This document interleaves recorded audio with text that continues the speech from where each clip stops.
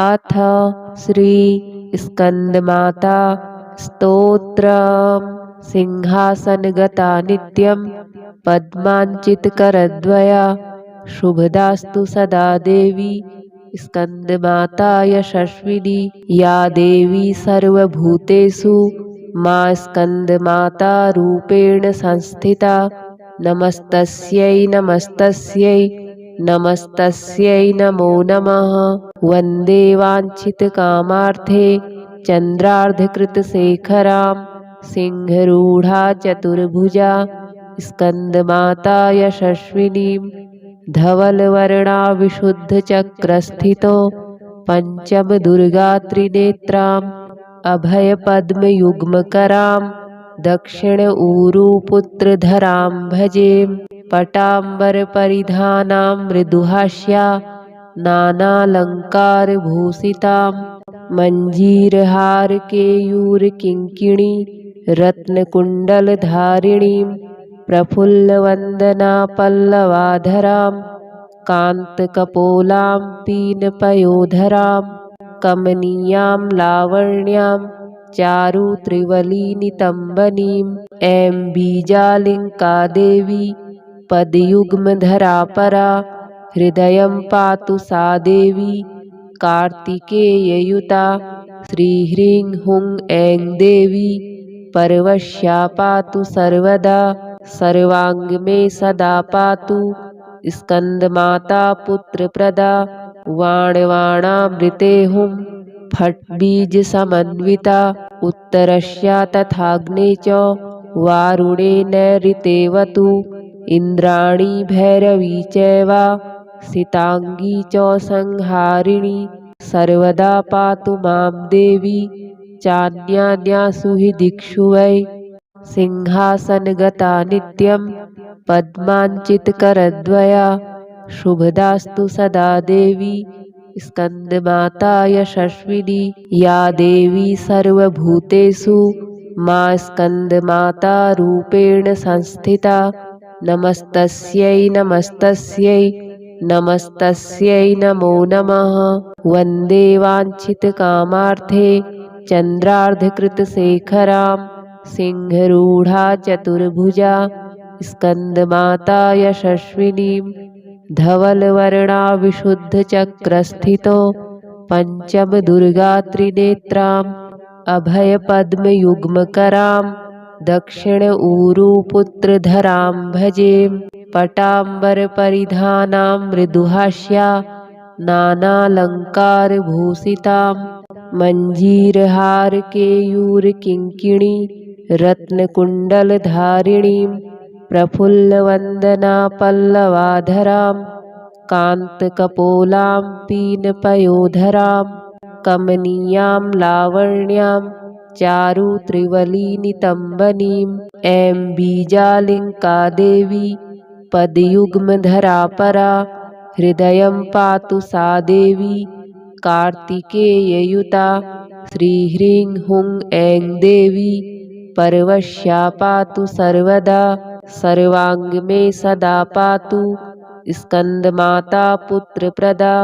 वाणवाणामृते हुं फट्बीजसमन्विता उत्तरस्या तथाग्ने च वारुणे नैऋतेवतु। इन्द्राणी भैरवी चैवा सितांगी च संहारिणी सर्वदा पातु मां देवी चान्यान्यासु हि दिक्षु वै। सिंहासनगता नित्यं पद्मांचितकरद्वया शुभदास्तु सदा देवी स्कंदमाता यशस्विनी। या देवी सर्वभूतेषु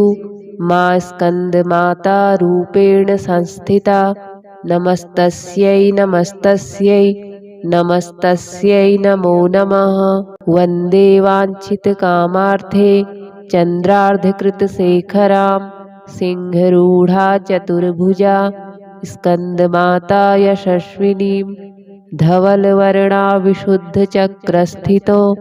पञ्चमदुर्गात्रिनेत्राम् अभयपद्मयुग्मकरां दक्षिण ऊरुपुत्रधरां भजे। पटाम्बरपरिधानां मृदुहास्या नानालङ्कारभूषितां मञ्जीरहारकेयूरकिङ्किणी रत्नकुण्डलधारिणीं प्रफुल्लवन्दनापल्लवाधरां कान्तकपोलां पीनपयोधरां कमनीयां लावण्यां चारुत्रिवलिनितम्बनीं ऐं बीजालिङ्का देवी पदयुग्मधरा परा हृदयं पातु सा देवी कार्तिकेययुता श्रीह्रीं हुं ऐं देवी परवश्या पातु सर्वदा सर्वाङ्ग मे सदा पातु स्कन्दमाता पुत्रप्रदा वाणवाणामृते हुं फट्बीजसमन्विता उत्तरस्या तथाग्ने च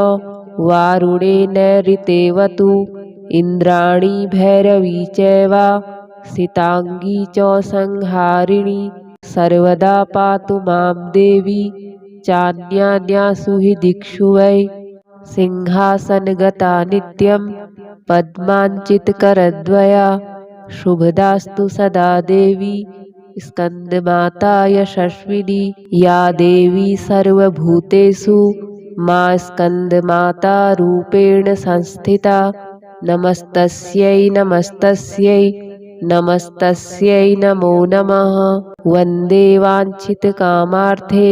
चन्द्रार्धकृतशेखरां सिंहरूढा चतुर्भुजा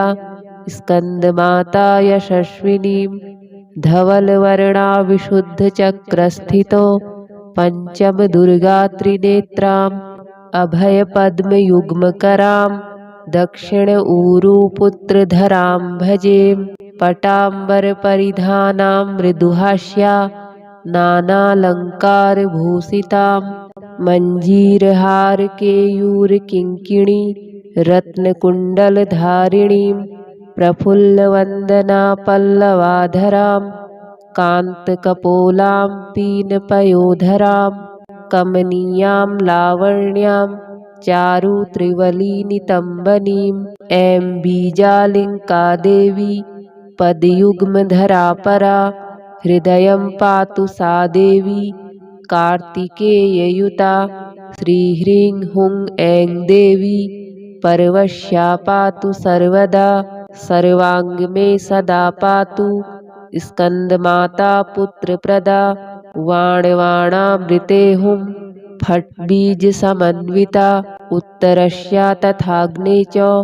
वारुणे नैऋतेवतु इन्द्राणी भैरवी चैवा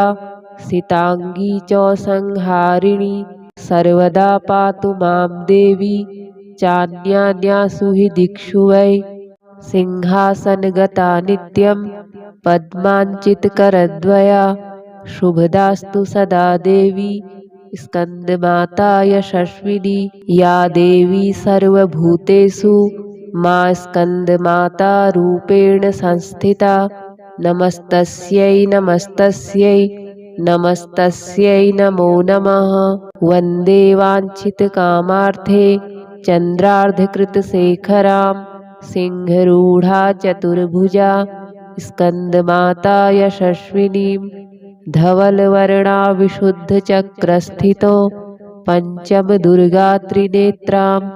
अभयपद्मयुग्मकरां दक्षिण ऊरुपुत्रधरां भजे पटाम्बरपरिधानां मृदुहास्या नानालङ्कारभूषितां मञ्जीरहारकेयूरकिङ्किणी रत्नकुण्डलधारिणीं प्रफुल्लवन्दनापल्लवाधरां कान्तकपोलां पीनपयोधरां कमनीयां लावण्यां चारुत्रिवलिनितम्बनीं ऐं बीजालिङ्का देवी पदयुग्मधरा परा हृदयं पातु सा देवी कार्तिकेययुता श्रीह्रीं हुं ऐं देवी परवश्या पातु सर्वदा सर्वाङ्ग मे सदा पातु स्कन्दमाता पुत्रप्रदा वाणवाणामृते हुं फट्बीजसमन्विता उत्तरस्या तथाग्ने च वारुणे नैऋतेवतु इन्द्राणी भैरवी चैवा सितांगी च संहारिणी सर्वदा पातु मां देवी चान्यान्यासु हि दिक्षु वै सिंहासनगता नित्यं पद्माञ्चितकरद्वया शुभदास्तु सदा देवी स्कन्दमाता यशस्विनी या देवी सर्वभूतेषु मा स्कन्दमाता रूपेण संस्थिता नमस्तस्यै नमस्तस्यै नमस्तस्यै नमो नमः वन्दे वाञ्छितकामार्थे चन्द्रार्धकृतशेखरां सिंहरूढा चतुर्भुजा स्कन्दमाता यशस्विनीं धवलवर्णा विशुद्धचक्रस्थितो पञ्चमदुर्गात्रिनेत्राम् अभयपद्मयुग्मकरां दक्षिण ऊरुपुत्रधरां भजे पटाम्बरपरिधानां मृदुहास्या नानालङ्कारभूषितां मञ्जीरहारकेयूरकिङ्किणी रत्नकुण्डलधारिणीं प्रफुल्लवन्दना पल्लवाधरां कान्तकपोलां पीनपयोधरां कमनीयां लावण्यां चारुत्रिवलिनितम्बनीं ऐं बीजालिङ्का देवी पदयुग्मधरा परा हृदयं पातु सा देवी कार्तिकेययुता श्रीह्रीं हुं ऐं देवी परवश्या पातु सर्वदा सर्वाङ्ग मे सदा पातु स्कन्दमाता पुत्रप्रदा वाणवाणामृते हुं फट्बीजसमन्विता उत्तरस्या तथाग्ने च वारुणे नैऋतेवतु इन्द्राणी भैरवी चैव सितांगी च संहारिणी सर्वदा पातु मां देवी चान्यान्यासु हि दिक्षु वै सिंहासनगता नित्यं पद्माञ्चितकरद्वया शुभदास्तु सदा देवी स्कन्दमाता यशस्विनी या देवी सर्वभूतेषु मा स्कन्दमाता रूपेण संस्थिता नमस्तस्यै नमस्तस्यै नमस्तस्यै नमो नमः वन्दे वाञ्छितकामार्थे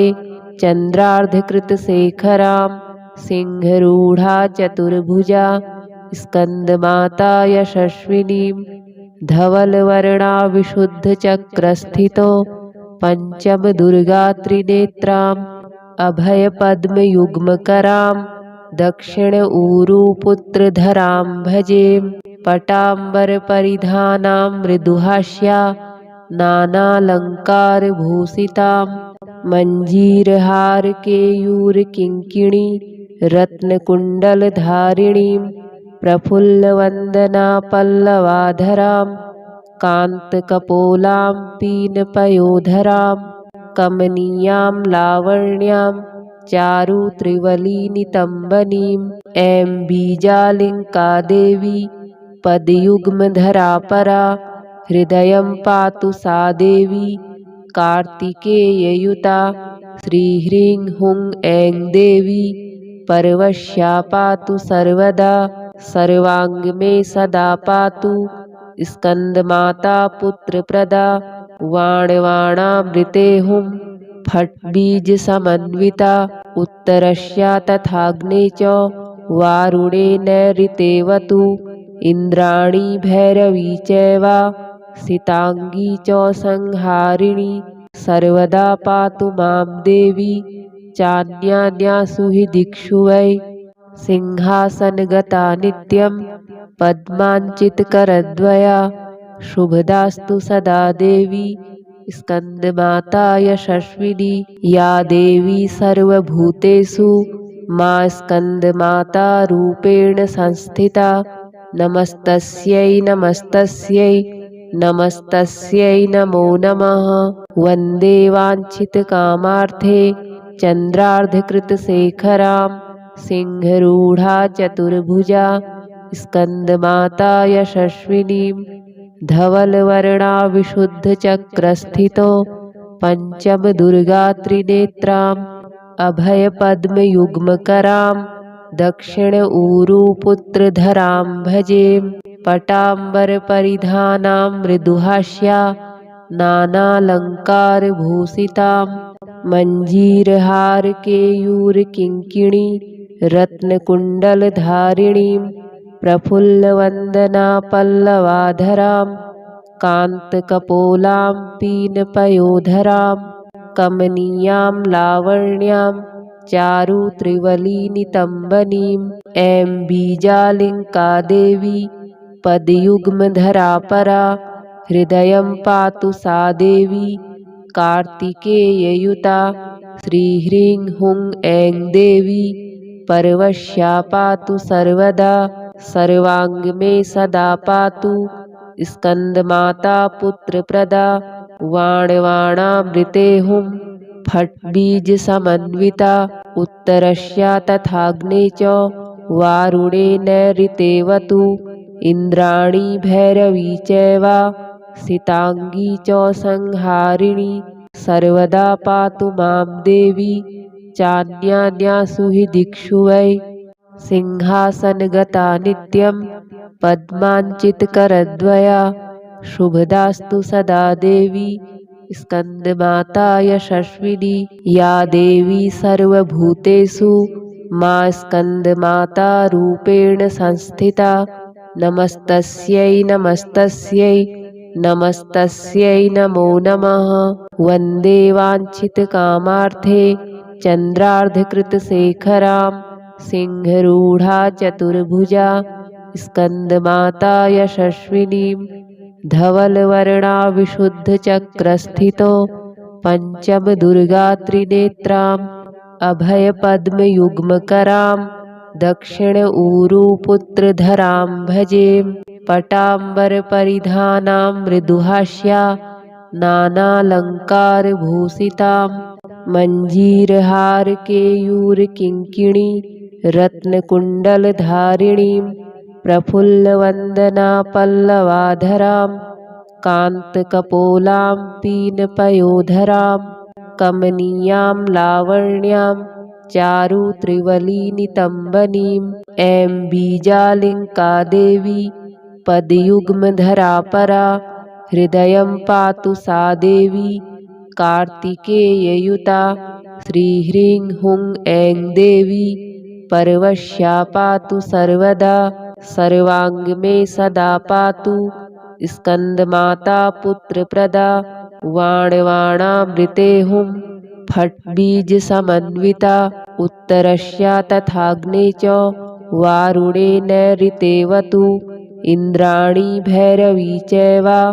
सिताङ्गी च संहारिणी सर्वदा पातु मां देवी चान्यान्यासु हि दिक्षु वै सिंहासनगता नित्यं पद्माञ्चितकरद्वया शुभदास्तु सदा देवी स्कन्दमाता यशस्विनी या देवी सर्वभूतेषु मा स्कन्दमाता रूपेण संस्थिता नमस्तस्यै नमस्तस्यै नमस्तस्यै नमो नमः वन्दे वाञ्छितकामार्थे चन्द्रार्धकृतशेखरां सिंहरूढा चतुर्भुजा स्कन्दमाता यशस्विनीं धवलवर्णा विशुद्धचक्रस्थितो पञ्चमदुर्गात्रिनेत्राम् अभयपद्मयुग्मकरां दक्षिण ऊरुपुत्रधरां भजे पटाम्बरपरिधानां मृदुहास्या नानालङ्कारभूषितां मञ्जीरहारकेयूरकिङ्किणी रत्नकुण्डलधारिणीं प्रफुल्लवन्दनापल्लवाधरां कान्तकपोलां पीनपयोधरां कमनीयां लावण्यां चारुत्रिवलिनितम्बनीं ऐं बीजालिङ्का देवी पदयुग्मधरा परा हृदयं पातु सा देवी कार्तिकेययुता श्रीह्रीं हुं ऐं देवी परवश्या पातु सर्वदा सर्वाङ्ग मे सदा पातु स्कन्दमाता पुत्रप्रदा वाणवाणामृते हुं फट्बीजसमन्विता उत्तरस्या तथाग्ने च वारुणे नैऋतेवतु इन्द्राणी भैरवी चैव सितांगी च संहारिणी सर्वदा पातु मां देवी चान्यान्यासु हि दिक्षु वै सिंहासनगता नित्यं पद्माञ्चितकरद्वया शुभदास्तु सदा देवी स्कन्दमाता यशस्विनी या देवी सर्वभूतेषु मा स्कन्दमाता रूपेण संस्थिता नमस्तस्यै नमस्तस्यै नमस्तस्यै नमो नमः। वन्दे वाञ्छितकामार्थे चन्द्रार्धकृतशेखरां सिंहरूढा चतुर्भुजा स्कन्दमाता यशस्विनीं धवलवर्णा विशुद्धचक्रस्थितो पञ्चमदुर्गात्रिनेत्राम् अभयपद्मयुग्मकरां दक्षिण ऊरुपुत्रधरां भजे पटाम्बरपरिधानां मृदुहास्या नानालङ्कारभूषितां मञ्जीरहारकेयूरकिङ्किणी रत्नकुण्डलधारिणीं प्रफुल्लवन्दना पल्लवाधरां कान्तकपोलां पीनपयोधरां कमनीयां लावण्यां चारु त्रिवलिनितम्बनीं ऐं बीजालिङ्का देवी पदयुग्मधरा परा हृदयं पातु सा देवी कार्तिकेययुता श्रीह्रीं हुं ऐं देवी परवश्या पातु सर्वदा सर्वाङ्गमे सदा पातु स्कन्दमाता पुत्रप्रदा वाणवाणामृते हुं फट्बीजसमन्विता उत्तरस्या तथाग्ने च वारुणे नैऋतेवतु इन्द्राणी भैरवी चैव सितांगी च संहारिणी सर्वदा पातु मां देवी चान्यान्यासु हि दिक्षु वै